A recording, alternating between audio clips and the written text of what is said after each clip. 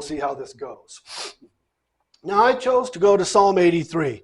You know, this is a class on the book of Revelation, but there are a lot of other prophecies that deal with the events that are found in Revelation. And we're going to look at some of those before we get into the book itself, because they do a lot to help us understand what's there.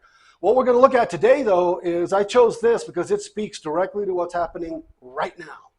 This was prophesied way back in the day of the Psalm, when the Psalms were written, that what we're seeing in front of us is exactly what's happening. And this psalm even lists out the enemies of Israel that will be attacking them.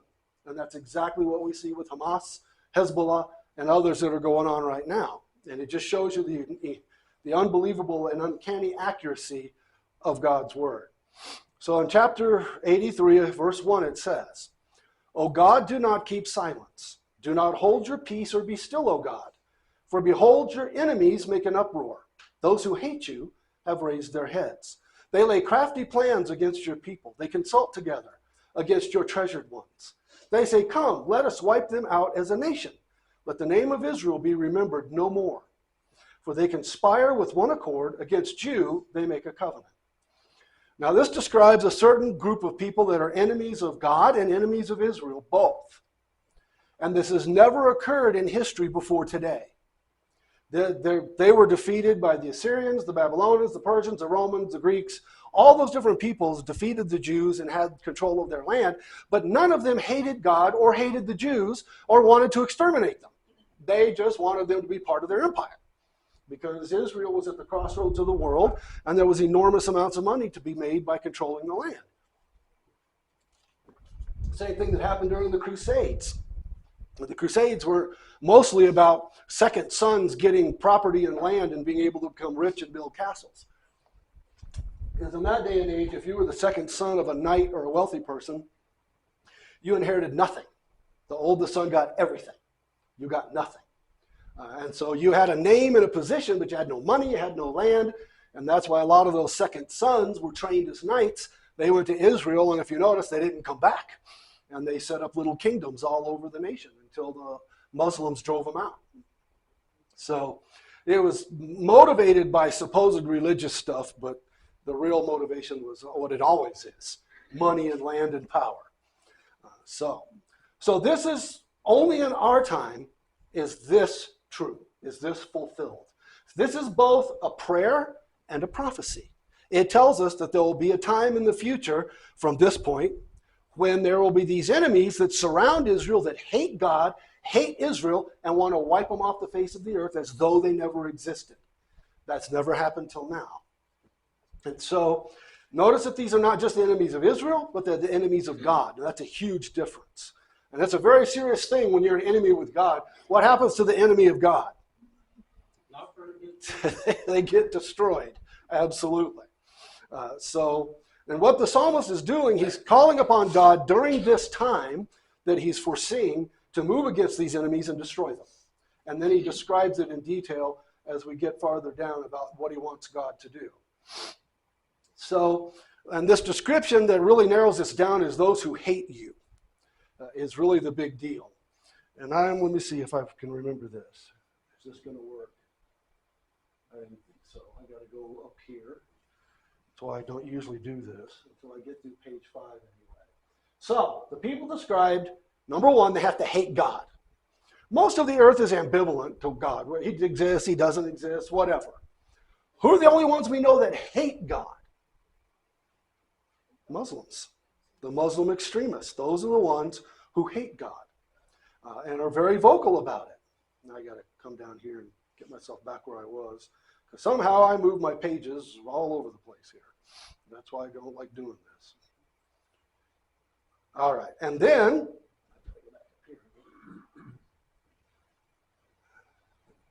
we have, who's this describing our time? And I got ahead of myself.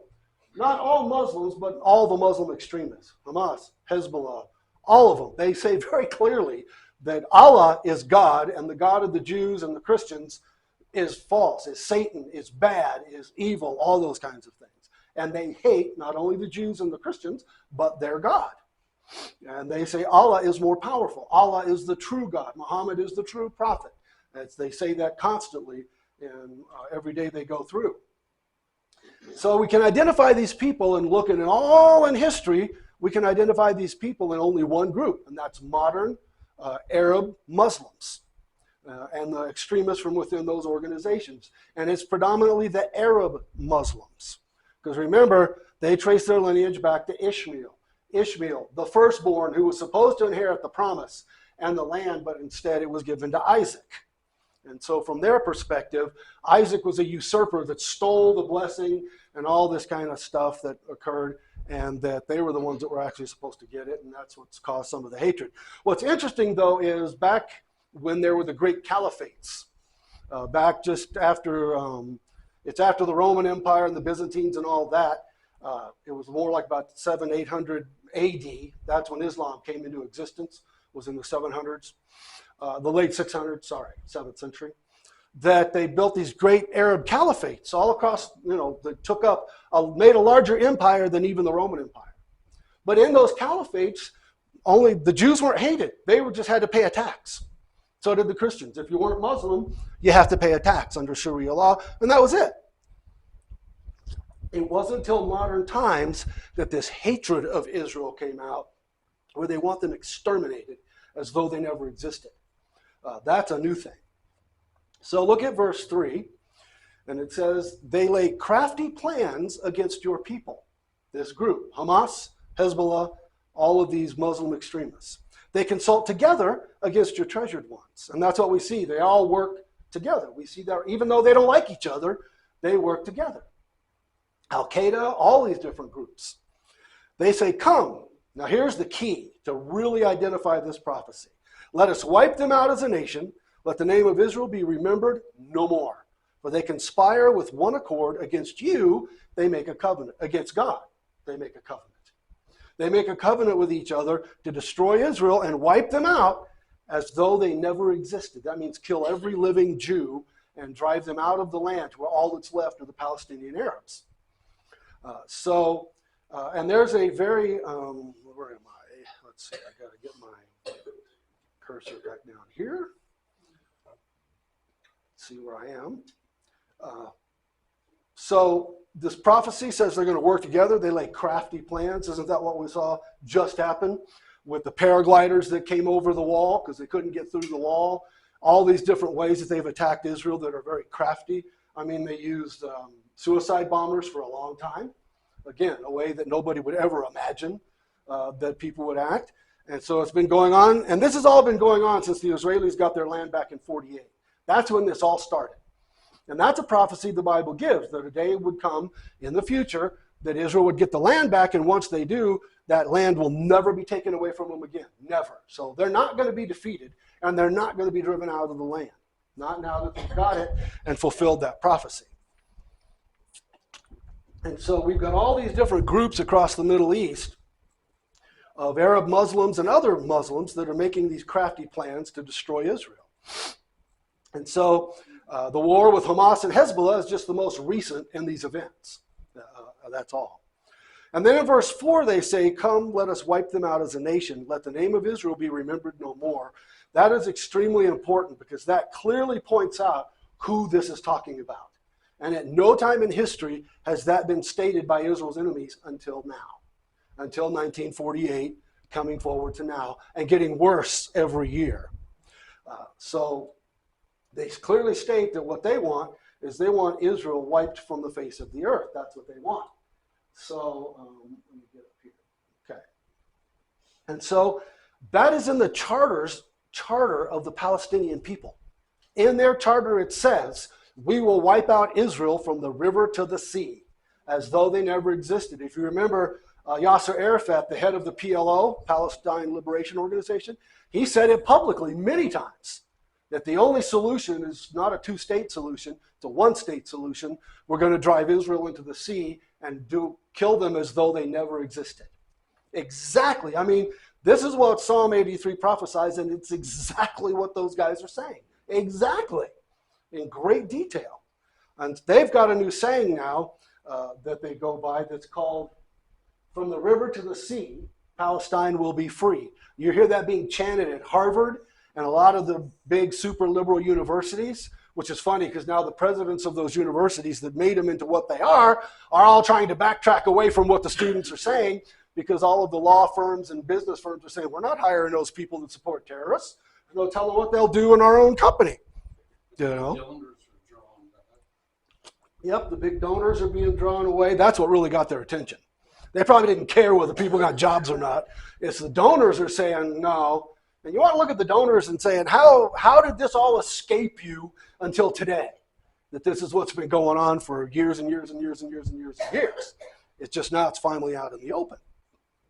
So, and see, all of this fits in with also what we were studying, which is the great delusion that gets the whole world against them.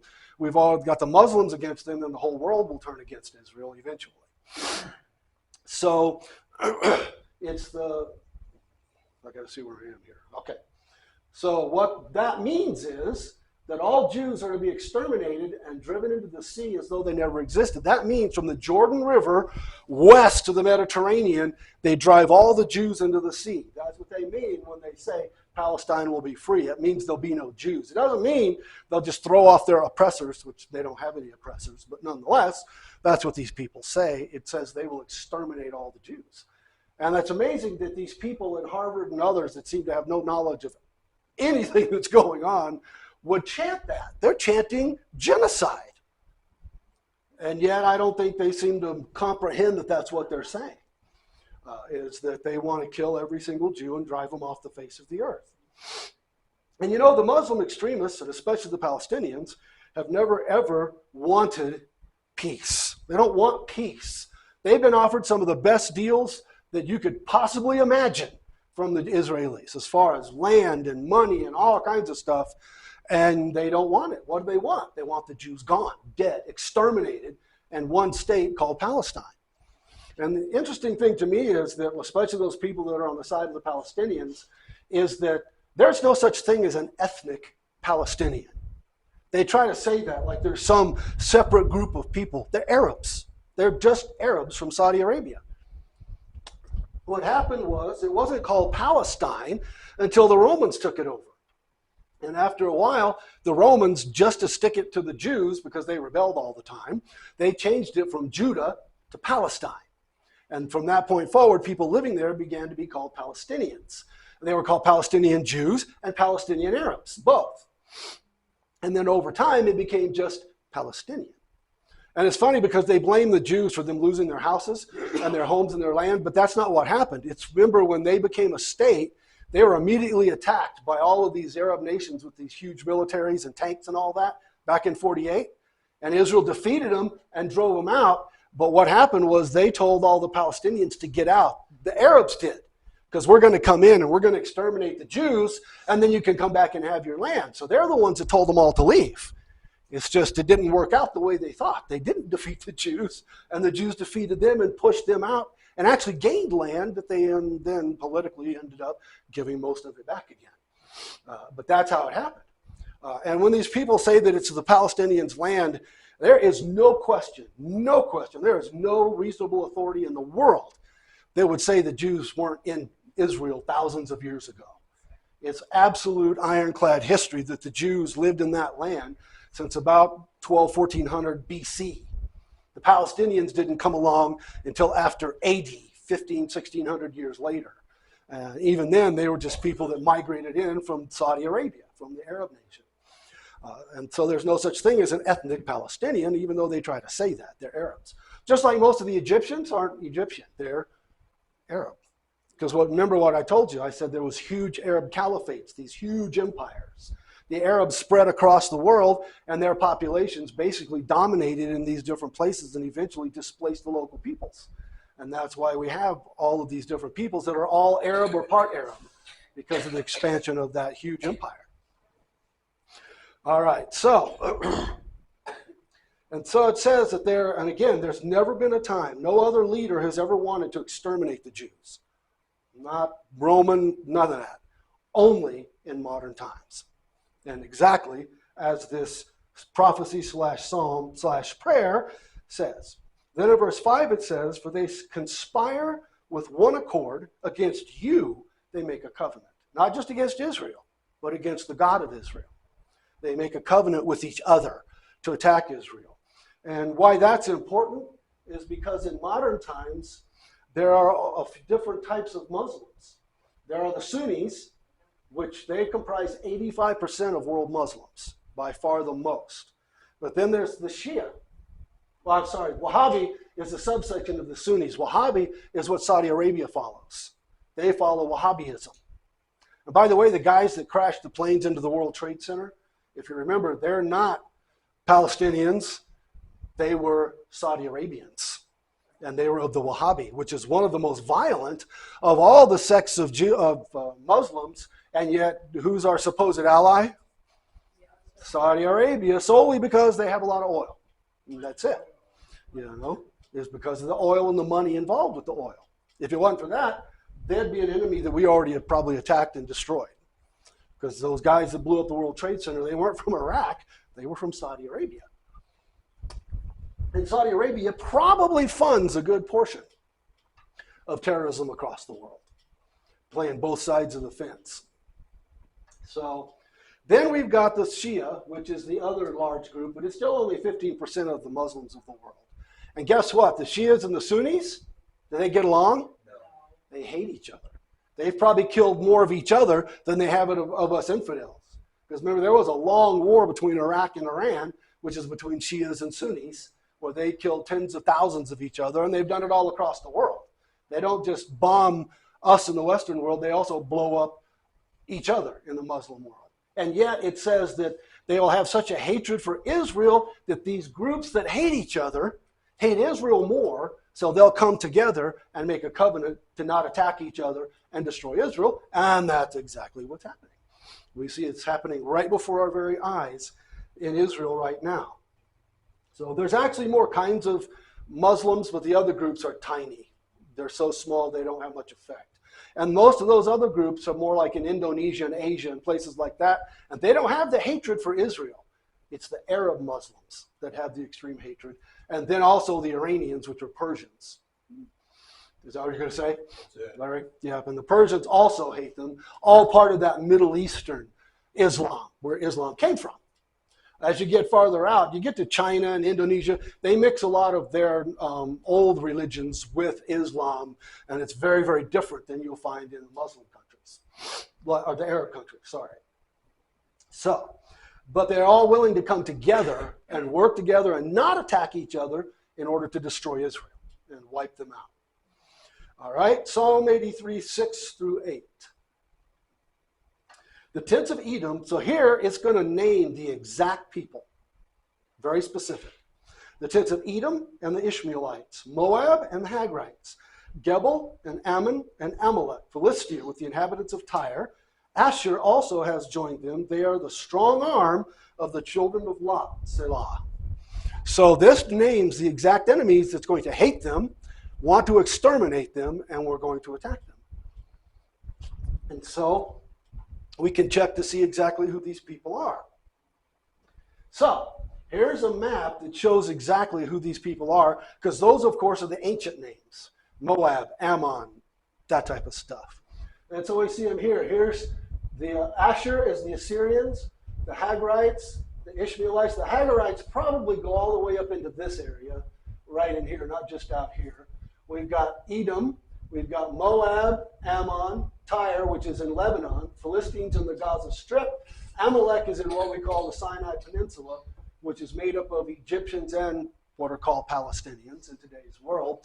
The one that's not in the right place is, there's Israel. On this particular map, Gebel is not really in the right place historically. It's actually a city up north in Lebanon. So now we can now name these people in our modern time and know who they are. Now this, we call it a Muslim confederacy. So who are these people in modern times? Now first notice they're all the border nations. They're all the border nations. They're all the nations that touch the borders of Israel at this point. And so it's Edom. Remember, that was Esau, Jacob's brother.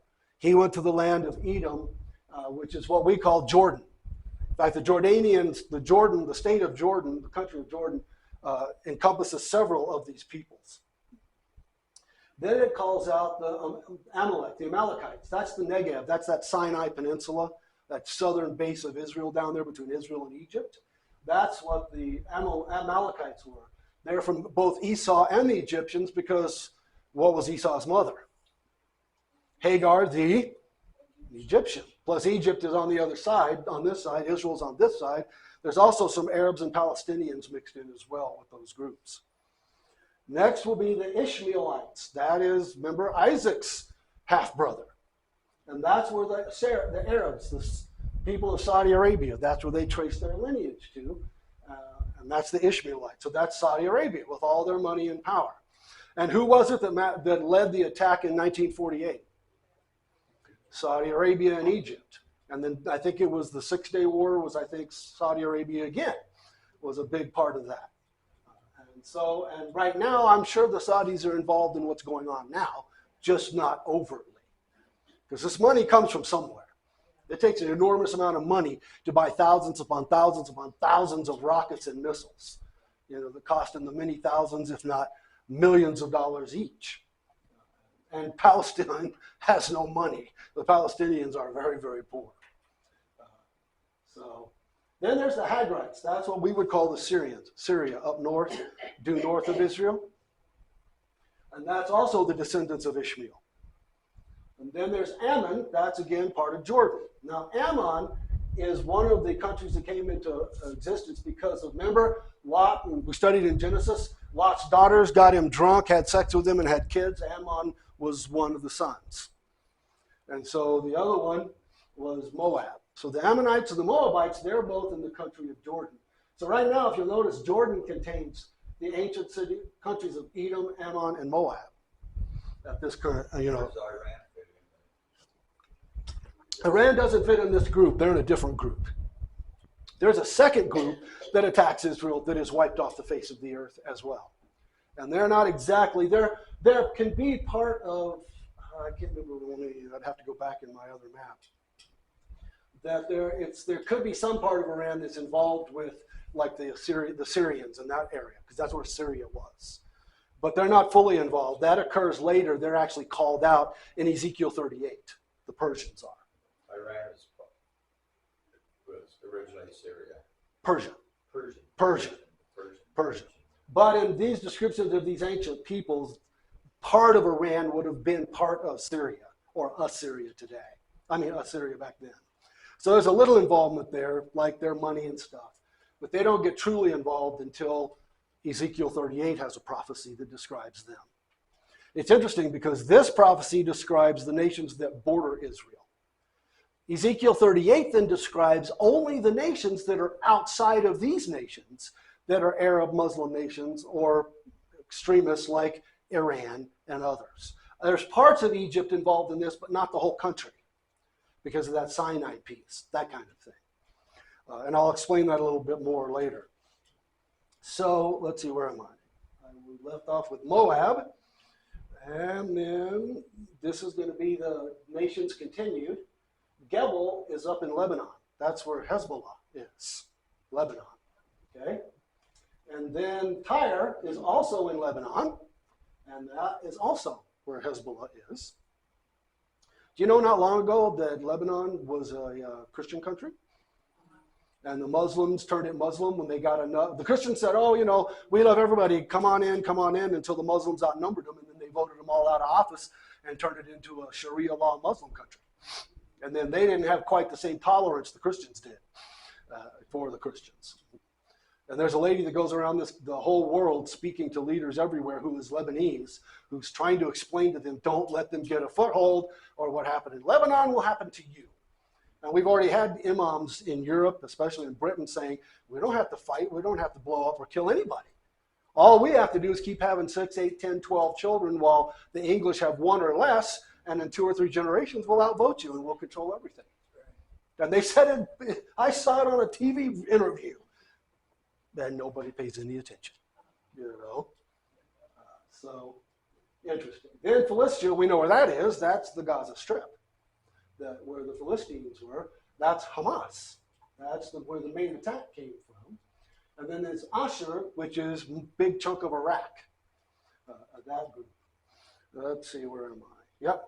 So this is a listing of the various nations that will be involved. And we already see that this has been going on since 48. We're just seeing the latest and most violent version of it. So this prophecy in this psalm covers from 48 till now and beyond. And this, you're going to see in a minute, that in this battle, God uses the Israeli military to wipe these people out.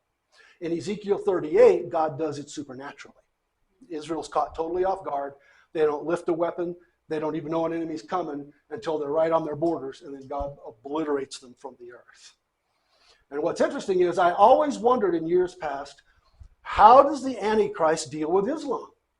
There would be a continuous bombings and killings and guerrilla warfare with Islam because the Antichrist wants to make a one world religion, and that one world religion in the first 3.5 years will not accept Islam, Christianity, or Judaism because we say there is only one God and only one way to that God. Whereas the world religion will be like New Age. Everybody's religion is good. Everybody's going to what they think heaven is. But see, that's why we're excluded. Calvin asked, what is guerrilla warfare? That's a warfare where you are smaller in numbers and less in weaponry against a much bigger military. And so you fight in small, swift attacks to destroy key components of infrastructure, and then you disappear. You hit, you run. You hit, you run. As opposed to two big armies that meet in battle and fight it out till somebody wins. That's what's happening in places like Iran, Iraq, other areas where we are, not Iran, but in Iraq, Afghanistan, that's how they fight us. It's guerrilla warfare. They hit us with really fast, small groups, and then they disappear. You never know when they come. And you never, yep. And the masters of that were the Apaches. The southwestern desert Apaches were considered the greatest guerrilla war fighters the world has ever known. And that's what they did. They'd hit a group of military, like cavalry, hard and fast, and then all of them ride off in different directions. So there's not even anybody to follow. And then way farther away, they all meet back together again. But there's no way to track them. That type of thing.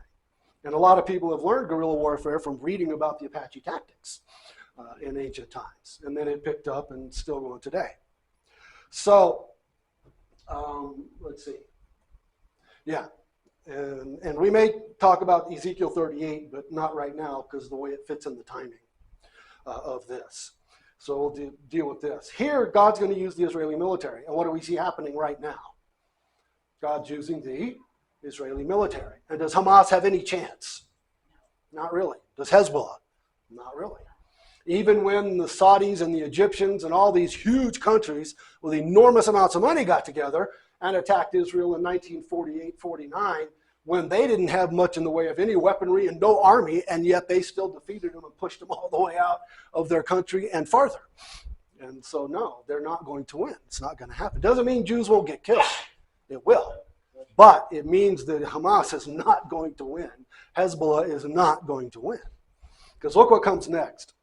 In verse 8 of Psalm 83, it says this. Verse 9, sorry. Do to them as you did to Midian, as to Sisera and Jabin at the river Kishon, who were destroyed at Endor, who became dung for the ground. How's that a good description? The Bible doesn't mince words. Make their nobles like Oreb and Zeb, all their princes like Zebah and Zalmunna, who said, and look at what they said, let us take possession for ourselves of the pastures of God. They were the only group, was this group of Midianites who wanted to actually take the land, particularly of Gilead, and control it. Even with that, though, they didn't say they wanted to exterminate the Jews. They just wanted to take control of the land. And again, this is the first groups that have said we want to take the land for ourselves. Others incorporated it into empires, but that was different than what you see here, where they specifically want the pasture lands of God's people. And so what we find is what this is referring to is all the way back to when Moses was bringing them into the land. If you remember back then. And so under the leadership of Moses, the Israelites killed all the men of Midian, all the fighting men of Midian, including the kings, and took the women and children as captives. They also plundered the Midianites, because the Midianites constantly attacked them even later on as their nation rebuilt again. But they killed the men in the battle. They took the women and children as captives. They burned all their cities and encampments to the ground. God told them to obliterate the Midianites, but they didn't. They kept the women and the kids, and that gets them into trouble later on. And the men of Israel get into trouble because they spared the women and children that they had commanded to kill. So what God did with them is he said, okay, kill all the male children and kill all the women that aren't virgins. And they can keep the rest for yourself. So they could keep the women who were virgins and the young girls, because they don't incite people to rebel and fight. They generally marry into families and just become part of Israel. And so God compromised with them at that point.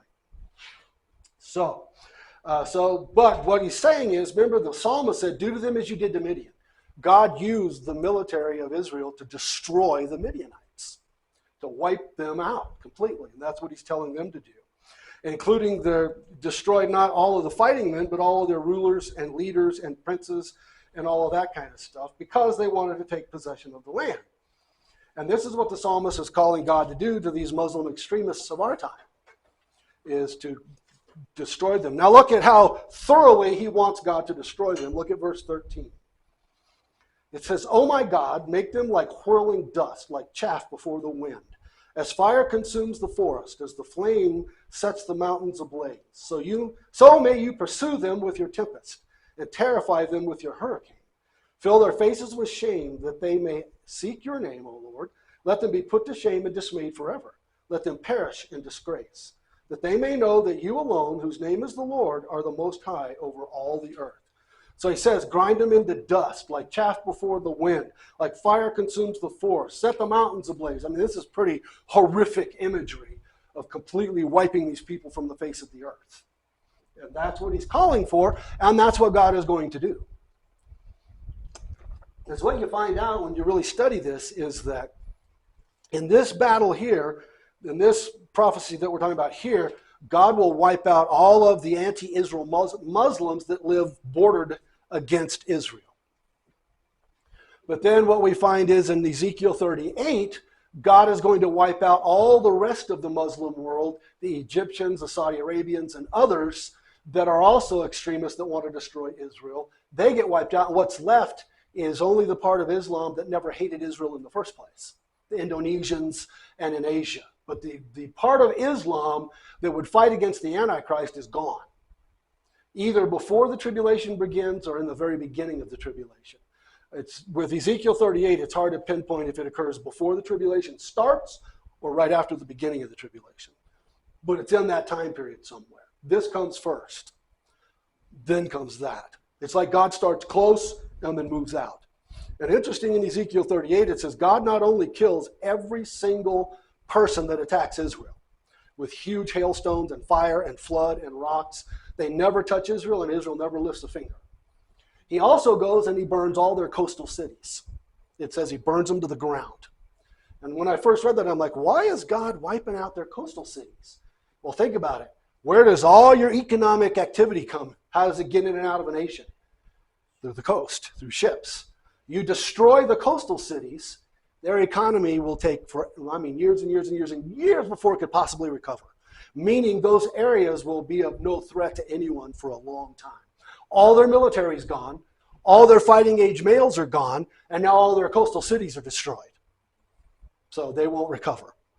And that'll be either right in the beginning of the tribulation or very shortly after, or very before or very shortly after, sorry. So that's what it's telling us there. Now, another very interesting thing is you can kind of, in verses 13 through 18, it's possible you can fit nuclear war in there, where it says, make them like whirling dust. Okay? Then things like, as fire consumes the forest, as the flames set the mountains ablaze. Pursue them with your tempest and terrify them with your hurricane.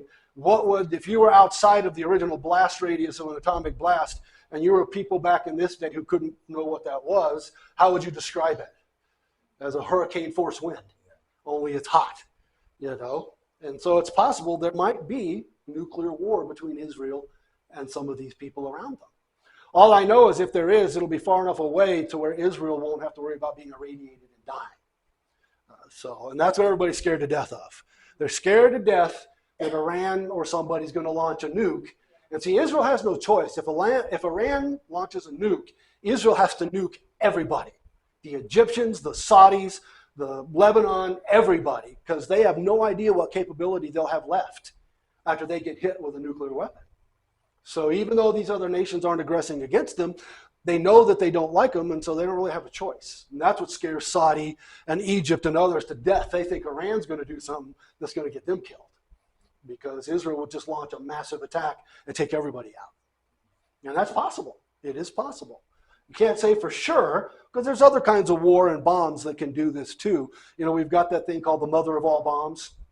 That's a giant fuel air bomb that's almost as powerful as a nuclear bomb, except it burns everything because it's a fuel air bomb. And after one person shoots into it, everyone's in the world's going to start shooting into it, and then now towards 3. Maybe not. We don't really know if other nations would get involved during this. But there's a possibility. Yeah, that's a possibility. So let's see. Then the next part that's very important in verses 17 and 18. It says, let them be put to shame and dismayed forever. For how long? Forever. See, these areas, they're not going to recover. Let them perish in disgrace, that they may know that you alone, whose name is the Lord, and the Most High over all the earth. So to me, what's interesting there is that in other battles that they fight, you're usually not put to shame because you lost. We lost, yeah, but we fought hard and we barely lost. And this idea of shame, dismayed, disgrace, all of that, that's only really conducive to the modern war with Hamas, Hezbollah, and other nations, because they believe that Allah is the true God and the God of the Hebrews is a false God, and Allah will win over God. And that's why when they lose, they're disgraced and put to shame because Allah lost. See, their whole belief system starts falling apart. Now imagine all of the, in the very beginning of this, it talked about so that some of these people would know who God was and turn to him. It says that in the beginning of this psalm. If you go to places like Indonesia and Asia where you've got these other people of the Muslim faith, but they're not necessarily, they don't hate Israel because they're not descendants of Lot or Ishmael or any of that, Esau. They're kind of ambivalent towards Israel. What's going to happen when they see Allah utterly destroyed and defeated by the God of the Jews? There may be many of them that convert because you've just gotten clear, absolute, evidence that you can't get away from. The God of the Jews is far more powerful than the God of the Arabs and of Muslims because they're going to wipe them out at that point. So there may be a lot of conversions amongst them. And right now there's a fair number of people within Islam converting to Christianity. That's why Islam is so anti-Christianity, because too many people in Islamic countries are getting saved. And it's happening, well, we can't go in there and send missionaries or anything, they'll just kill them. Well, how it's happening is these Islamic peoples who've been raised with Islam their entire lives are going to sleep and having visions of Jesus talking to them and telling them that what Islam is telling them is all wrong, that he's the true Savior. And they wake up basically born again. They give their lives to Christ. And then they start trying to find others, and there are groups. And then they're praying for their countries and things like that. So God's at work there. Is it the Muslims or a faction of the Muslims that believe in Jesus? They believe All the Muslims, he was born a prophet. They believe he's a prophet. and he was born from the Virgin. I don't know if they believe that or not. They believe he's a prophet, a great prophet, but not as great as Muhammad. The question Larry asked was if these sects of Islam, if they believe in Jesus. And they do. Their whole book, their book of Quran, it's built on the Old Testament. It has parts of the Old Testament scripture in it. And it talks about Abraham and his sons, except, of course, in the Quran, Ishmael is the chosen son, and Isaac is not. And Ishmael is to inherit the land and the blessings and all of that. But they believe in Jesus, but they just believe Jesus was one of the greatest of prophets until Muhammad, is how they kind of put it. Yes, Larry. One more question. Have you heard or do you believe that the next world war will begin, not begin in, but from the Middle East? I don't know that there'll be another world war. The question was, did I believe the next world war would begin in the Middle East? The way the book of Revelation and some other things lay it out, there will be war, but it doesn't really sound like it's world war like we've had before. because the Antichrist basically takes over most of the earth without fighting. You'll see in the beginning of Revelation, he's a rider on the white horse with a bow but no arrows. So he's a military leader that takes over the world, but he doesn't fire any arrows. He does it in another way. And most of us think it's that, most modern Bible teachers, here's kind of the way we see it happening. The church gets raptured, okay? That creates worldwide chaos. I mean, we can't imagine the chaos of all these people just disappearing.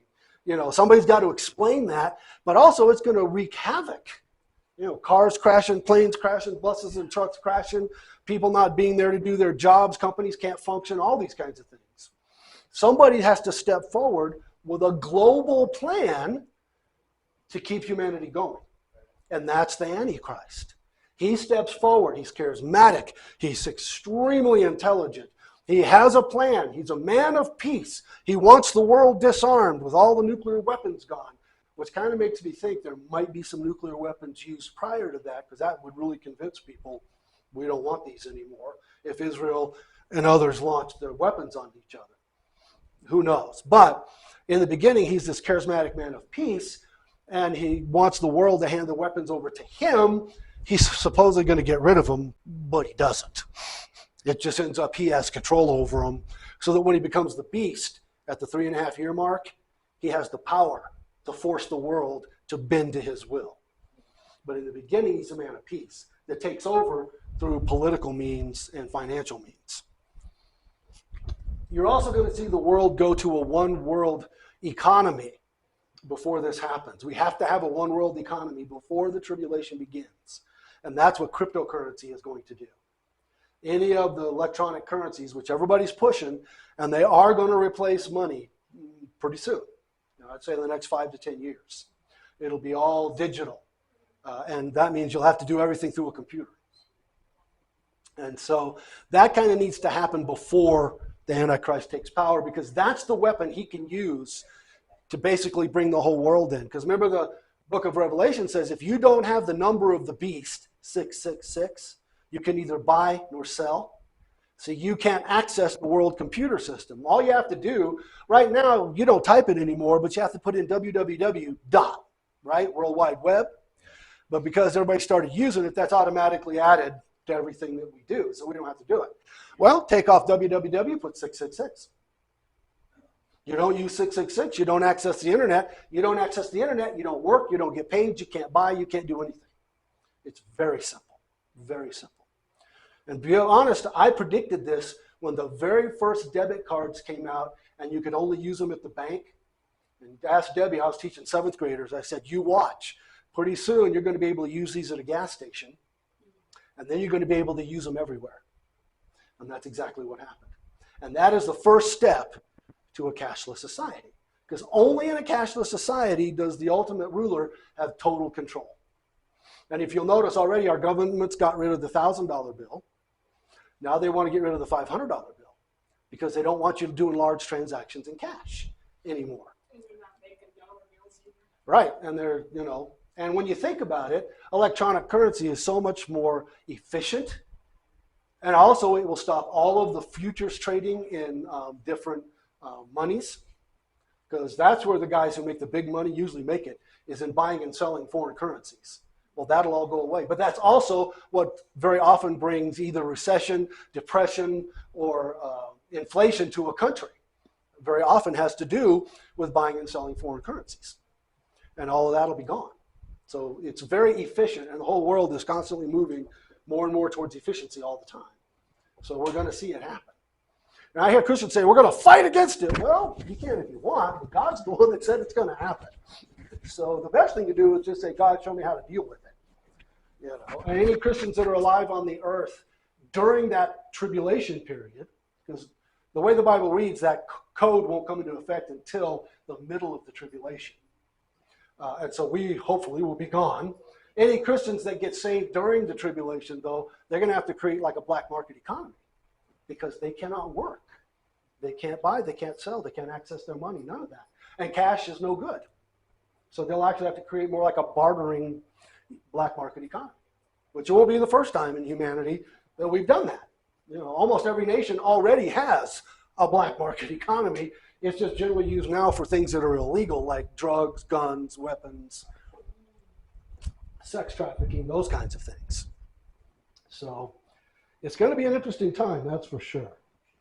So, well, we're going to quit there, even though